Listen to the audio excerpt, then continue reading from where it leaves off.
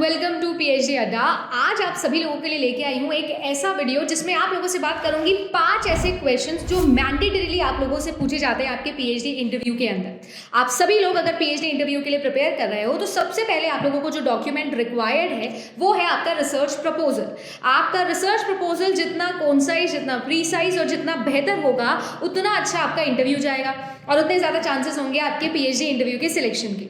अगर आप लोगों ने अपना प्रपोजल बना लिया है या आप अपना प्रपोजल बना रहे हो तो याद रखिएगा ये 5 क्वेश्चंस हैं जो आपके उस प्रपोजल पर सेंट्रिक होने वाले हैं। सबसे पहले जब भी आप प्रपोजल बनाएं तो प्रपोजल बनाते समय आपका जो भी टॉपिक है उसे बहुत ही क्लियरली डिफाइन करिए। क्लियरली डिफाइन करने से मेरा मतलब ये है कि जब आप अपने रिसर्च प्रपोजल में अपना रिसर्च टॉपिक लिखते हो, आप बताते हो कि इस पॉइंट पर मुझे रिसर्च करना है, तो आप पर पूछा जाता है ये सवाल कि आप ऐसा क्या डिफरेंट करने वाले हो इस टॉपिक के ऊपर जो आज से पहले नहीं हुआ।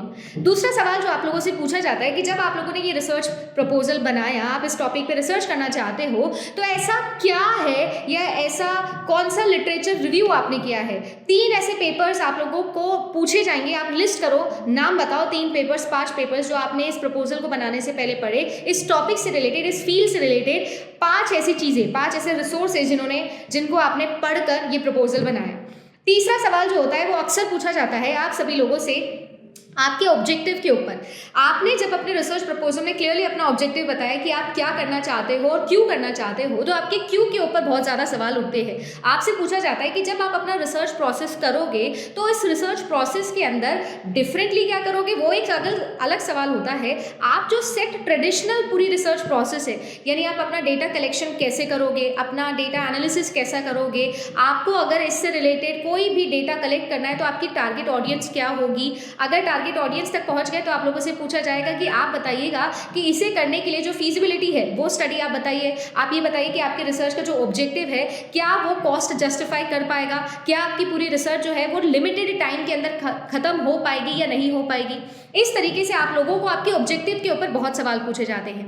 देन कम्स आप सभी लोगों के लिए कि जब आप सभी लोगों का 4th और मोस्ट इंपॉर्टेंट क्वेश्चन आता है, वो आपसे पूछते हैं आपकी रिसर्च प्रोसेस या रिसर्च मेथडोलॉजी के ऊपर क्वेश्चन। आप कैसे जब रिसर्च करना बताओगे, क्योंकि आप जब एलैबोरेट करोगे अपना ऑब्जेक्टिव तो उसमें डेफिनेटली आप अपने रिसर्च मेथडोलॉजी को यूज़ करोगे। तो आपकी रिसर्च मेथडोलॉजी को यूज़ करते हुए वो आपसे ये पूछेंगे कि इस मेथडोलॉजी से आप क्यों रिसर्च करना चाहते हैं। से फॉर एग्जाम्पल आप सभी ने बोला कि आप सभी लोग जो है वो क्वांटिटेटिव डेटा कलेक्ट कर रहे हैं। क्वांटिटेटिव डेटा कलेक्ट करने के लिए आप सर्वे स्टडी करोगे, तो आपकी जो सर्वे स्टडी है उससे रिलेटेड वो बोलेंगे कि 5 ऐसे क्वेश्चंस बताओ जो आप अपने सर्वे में लिखोगे, या सर्वे क्यों करोगे और कोई क्यों नहीं और करोगे, यानी केस स्टडी क्यों नहीं करोगे, या से फॉर एग्जाम्पल कोई भी आप डिस्कोर्स एनालिसिस क्यों नहीं करोगे। इस तरीके से आप लोगों से सवाल पूछे जाएंगे, तो you need to justify it. And then comes कि जब आप सभी लोग डेटा कलेक्ट करने वाले हो तो डेटा कलेक्ट करने के लिए आपके क्या क्या रिसोर्सेज रहेंगे।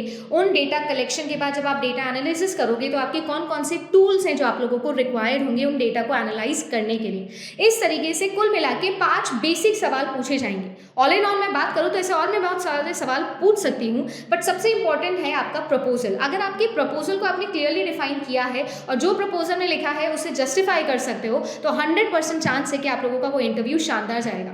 एक छोटी सी टिप मैं देना चाहूँगी। आज तक मैंने जितने भी स्टूडेंट्स को पढ़ाया है, जितने भी लोगों ने मुझे अपना पीएचडी इंटरव्यू शेयर किया है, अक्सर मैंने ये नोटिस किया है कि जिसका इंटरव्यू डिसेंट गया है उसका सिलेक्शन हमेशा हुआ है, बट जिसका भी इंटरव्यू बहुत अच्छा गया है ज़्यादातर उसके सिलेक्शंस नहीं हुए हैं। सो बेसिकली मैं आपको ये समझाना चाहती हूँ कि it's not very important to be too good और too smart, but it is also very very important to understand that you need to find a way out. Patience is the key. PhD आपका एक प्रीलॉन्ग्ड process है, 5 साल की journey है। इस 5 साल की जर्नी के लिए जो पर्सनालिटी आपका ढूंढी जा रही है, जो कि अलाउ किया जाएगा जिसको रिसर्च स्कॉलर बनना, उसमें सबसे इंपॉर्टेंट चीज़, सबसे क्वालिटी चीज़ जो पूछ रहे हैं, ढूंढना चाह रहे हैं, वो है पेशेंस और परसिस्टेंस। कि यार ये बंदा 5 साल लग के हमारे लिए काम करेगा, हम इस पर पैसा लगा सकते हैं या नहीं, या ये कहीं बीच में उड़ जाएगा। सो टू स्मार्ट होना भी ज़रूरी नहीं है और टू डल होना भी ज़रूरी नहीं है, बट आपने जो लिखा है आप उसे जस्टिफाई कर सकते हो, तो you are the next research scholar. Good luck. Video कैसा लगा बताइएगा। चैनल को सब्सक्राइब नहीं किया तो सब्सक्राइब करिएगा। अगला वीडियो लेके आ रही हूँ रिसर्च प्रपोजल के ऊपर। स्टे ट्यून टू पीएचडी अड्डा।